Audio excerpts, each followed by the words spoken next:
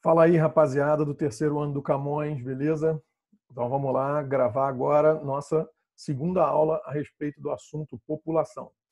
Então a gente veio até aqui falando sobre a formação étnica da população brasileira e a partir de agora a gente já vai falar sobre o crescimento dessa população brasileira, ok? Então estou aí compartilhando minha tela com você para que a gente possa falar sobre o crescimento da população. Bom, quando a gente fala em crescimento da população do Brasil, a gente não pode desconectar o crescimento da população brasileira do crescimento de população em geral. Aliás, é um detalhe que esse estudo sobre crescimentos populacionais, ele vale inclusive para a área de biologia, ou seja, o padrão que obedece o crescimento da população brasileira é um padrão que qualquer população obedece. População de seres humanos, população de animais, de insetos, em princípio, eles têm um padrão de crescimento onde, em determinados momentos, a natalidade varia, a mortalidade varia e, obviamente, por isso, o crescimento varia. Então, num sentido mais genérico, vale a pena a gente lembrar que a população mundial passou e vem passando, na verdade, por etapas diferentes de crescimento. Esse foi um estudo feito por um demógrafo norte-americano que chegou à conclusão de que a população do mundo passou por 3 fases e que toda a população de todo e qualquer país vai passar por essas 3 fases de crescimento. E ele deu o nome disso de transição demográfica. Então, assim, tem países que estão ainda nessa primeira fase da transição, tem países que estão na segunda, tem países que estão na terceira, e existem estudos hoje que talvez identifiquem até uma quarta fase desse crescimento populacional. E a gente vai localizar o Brasil onde ele está. Então, rapidamente, uma passada rápida aqui sobre essas fases, sobre esse estudo chamado de transição demográfica, né? Então, na verdade, o que acontece? Você lembra, basicamente, que você já estudou, como é que a gente mede o crescimento da população. Na verdade, você tem que fazer uma equaçãozinha básica, que é pegar o número de pessoas que nascem, que é a taxa de natalidade, menos o número de pessoas que morrem, que é a taxa de mortalidade. O comum é que a taxa de natalidade seja sempre mais alta, ou seja, o saldo normalmente é positivo, ou seja, nasce mais gente do que morre. Então, quando você tem países subdesenvolvidos, numa etapa de desenvolvimento social, econômico, humano, ainda muito primária, né, muito primitiva, esses países normalmente têm uma taxa de natalidade muito alta, porque, como está escrito aqui, ó, forte fecundidade, e você tem uma natalidade tão mais alta do que a mortalidade, né? Aliás, não tão mais alta do que a mortalidade, e a mortalidade está próxima da natalidade. Então, essa fase 1 aqui, ó, que você está vendo, né? Você consegue notar que, então, o crescimento não é tão grande, porque nasce muita gente, mas também, ao mesmo tempo, morre muita gente, porque as taxas de mortalidade são elevadas. É típico hoje de países muito pobres e muito subdesenvolvidos, exemplo de alguns países africanos, ok? Bom, aí esse país evolui um pouquinho, quando ele chega na segunda fase, você já começa a ter um crescimento da população muito maior, porque esse crescimento da população acaba sendo atingido por uma queda na mortalidade, que é a faixa verde que você está vendo ali, e essa queda da mortalidade mantém as populações em alto crescimento, porque a natalidade não cai. E então você acaba tendo um saldo extremamente positivo. E aí você tem um período chamado de boom demográfico, ou de baby boom, ou de explosão demográfica, como alguns autores preferem chamar. Depois que acontece a queda da mortalidade, a tendência é que a natalidade também acompanhe, conforme o país vai se desenvolvendo. Aliás, um detalhe, quem está nessa fase do grande crescimento hoje seria a Índia, um país que tem muita gente nascendo, não tem tanta mortalidade assim, então acaba que a população cresce demais. Quando o país dá uma certa evoluída nesse sentido, nesse quesito, e ele melhora as suas questões sociais, melhora o nível intelectual e de informação da população, a tendência é que as taxas de natalidade também comecem a se reduzir. Começa a haver um número menor de filhos por família. Ou por uma questão de educação, de conscientização, ou por uma questão, muitas vezes, de intervenção do Estado, como aconteceu, por exemplo, na China, na política do filho único. Resultado disso é que a natalidade cai. E quando a natalidade cai e a mortalidade já tinha caído antes, você passa a ter um crescimento populacional bem menor. Isso seria hoje o que a gente chama de terceira fase, ou seja, quando você já tem aqui, a natalidade lá embaixo, a mortalidade lá embaixo, então a população praticamente não cresce.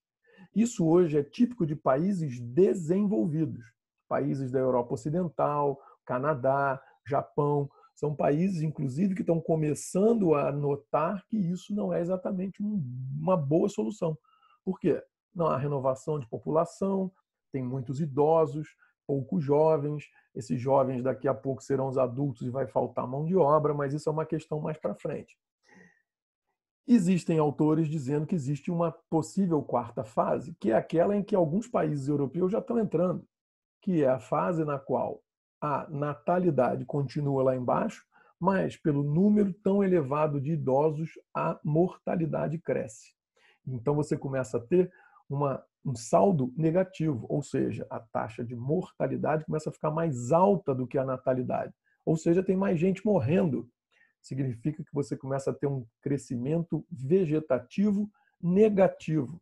E isso é péssimo para a sociedade, péssimo para a economia do país, porque você começa a ter uma situação que hoje é um problema, mas amanhã vai ser um problema muito pior pela questão do número de idosos, previdência, que a gente vai ver na próxima aula, com certeza.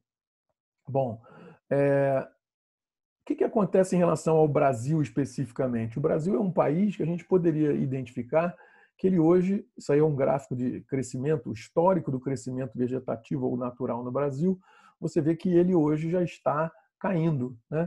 Assim, a gente já teve variações aqui, o máximo que a gente chegou foi aqui na década de 60, foi o pico, 2,99% da população. Ou seja, por ano, de cada 100 habitantes, a gente estava crescendo 3. Isso é uma taxa alta, tá? Aliás, um detalhe importante que é legal você registrar. A gente costuma identificar como dois filhos por pessoa aquilo que a gente considera a taxa de reposição populacional. É uma conta simples de você fazer. Se você imagina um casal, um homem, uma mulher, tendo um filho, e esse casal tem um filho apenas, na hora que o casal morre, fica só um. Ou seja, morreram 2, sobrou 1. Você ficou com uma taxa negativa, ou seja, não houve reposição. Se você tiver 3 filhos, ou seja, você tem o casal, morre os 2, os 3 ficam, você está com uma taxa acima da reposição. Então, o que é a taxa de reposição populacional? É 2 filhos por casal, ou 2 filhos por família, 2 filhos por mulher. É interessante essa conta também, como é que a gente sempre fala por mulher, né? A taxa de fecundidade é tantos filhos por mulher. Por que a gente não fala taxa de filhos por homem? Porque, infelizmente, nos países pobres é muito comum você ter pessoas que, na certidão de nascimento, na hora do registro no cartório, que é a hora que conta e o sujeito passa a existir estatisticamente, muitas vezes não consta o nome do pai. Então, por não constar o nome do pai, a gente certamente consta, pelo menos, e com certeza, o nome da mãe. Então, por isso a gente faz a conta de filhos por mulher, a gente não faz a conta de filhos por homem. Porque o homem, infelizmente, por uma questão cultural, machista até das sociedades, o homem poderia ter filhos com outras mulheres. Então, na verdade, sempre contando como se, né, o filho viesse da mulher e não do homem. Você vê que desde 1960 aproximadamente aqui, a taxa de crescimento no Brasil ela só vem decaindo, caindo, e hoje a gente já está numa taxa de 1,17% por ano, o que nos aproxima muito de países com algum desenvolvimento. Então o Brasil estaria ali naquela terceira fase já, tá? Mas o que fez essa população crescer, diminuiu a taxa de crescimento. Não quer dizer que a população não cresça, tá, gente? A população, o gráfico está caindo aí, mas a população não está diminuindo. O crescimento está diminuindo, ou seja, o crescimento está cada vez mais desacelerado, ou seja, a gente continua crescendo, mas cresce numa velocidade menor. Isso aqui é um ponto importante para você não achar que a população brasileira está diminuindo. Não, a população continua crescendo, mas cresce num ritmo menos acelerado. O que causou isso? Quais são as principais causas desse fenômeno no Brasil e também até no mundo? Mas no Brasil é o que nos interessa aqui nessa aula. Bom, primeiro, avanços sociais, avanços da medicina, o fato de você começar a ter pessoas cada vez mais atendidas por médicos, médicos que são capazes de fazer conscientização, né, nas pessoas, de como poder evitar, que não necessariamente tem que ter quantos filhos acontecer. Você pode tentar fazer campanhas de controle, de alguma maneira, para as pessoas. Informação, logicamente, uma coisa está relacionada à outra. Outra coisa são os casamentos tardios. Se você for perguntar para sua avó, provavelmente ela vai dizer que ela casou com uma idade provável, né, próxima dos 20 anos. A minha avó, por exemplo, casou com 14 anos e a mulher é fértil a partir dos 14, 15 anos. Então, se ela tiver filhos desde o momento que ela é fértil até o momento que ela deixar de ser fértil, que é lá para 40 e tantos anos, caramba, quantos filhos essa mulher vai ter? Se ela tiver um por ano, ela vai ter 30 filhos. Então, os casamentos tardios fazem com que a mulher seja mãe menos vezes. E aí acaba que isso diminui a natalidade. Mulher no mercado, trabalhando, né? Cada vez mais ela deixa de fazer aquele papel de eu estou aqui apenas para ser mãe ou eu estou aqui apenas para ser dona de casa.